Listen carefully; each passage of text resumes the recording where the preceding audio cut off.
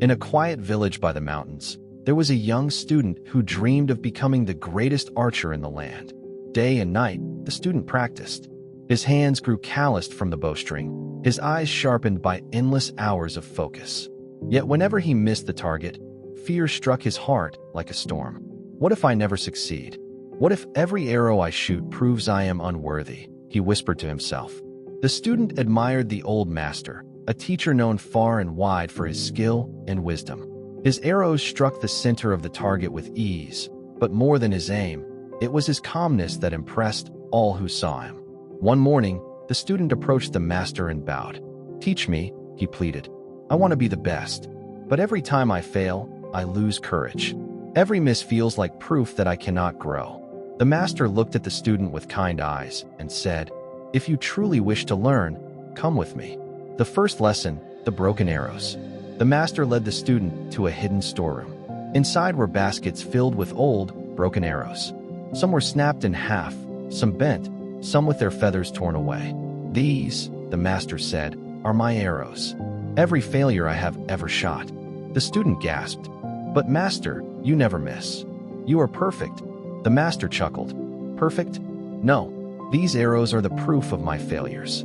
Every miss, every mistake, every defeat. Do you know why I am skilled now? Because I was not afraid to break thousands of arrows before you ever saw me hit the mark." The student touched the broken arrows with reverence.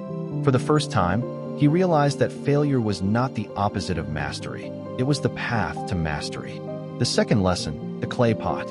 The next day, the master asked the student to make a clay pot. The student protested, "But I am no potter." "Exactly," the master replied, handing him clay. The student tried. The first pot collapsed. The second cracked. The third was lopsided. Dozens broke under his hands.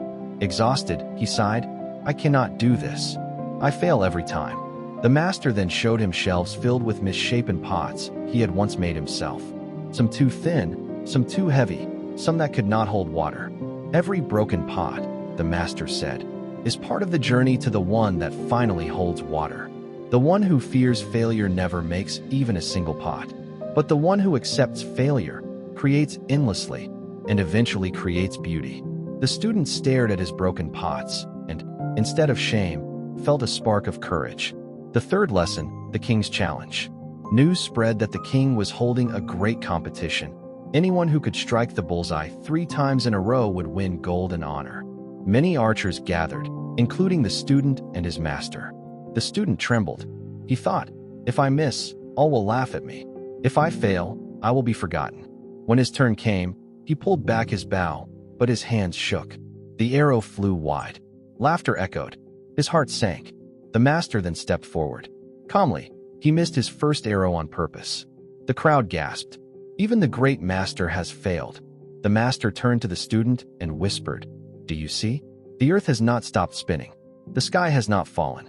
Failure is not death. It is simply another arrow." He drew again, steady this time, and struck the center twice in a row.